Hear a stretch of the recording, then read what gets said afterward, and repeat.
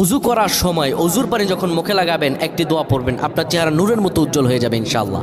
আপনার চেহারা নূরের মতো উজ্জ্বল হয়ে যাবে, চেহারা থেকে ব্রণ, মেস্তা, কালো দাগ সহ যাবতীয় সমস্যাগুলো আল্লাহ তাআলা দূর করে দিবেন এবং আপনার রিজিকে বরকত হবে ইনশাআল্লাহ। আপনার দোয়াগুলো কবুল হয়ে যাবে। অনেকের চেহারা সুন্দর কিন্তু তাকাতে ইচ্ছে করে না, মনে হয় চেহারায় নুন নাই, কিন্তু অনেকের চেহারাই কালো কিন্তু দেখতেও ভালো লাগে। যেমন এই যে বেলাল হাবশি, চেহারা দিকে তাকালেই শান্তির সুবাতাস বয়ে আসতো। সাহাবীরা যার চেহারা দেখে অনেক প্রশংসিত করিয়েছিল এবং যার কলব স্বচ্ছ ছিল।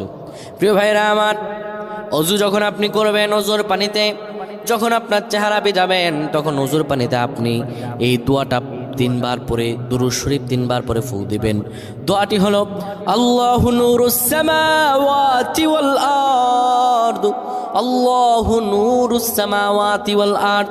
পানিগুলো নিয়ে সেই পানির মধ্যে আপনি ফু দিয়ে চেহারার মধ্যে লাগাবেন। আমার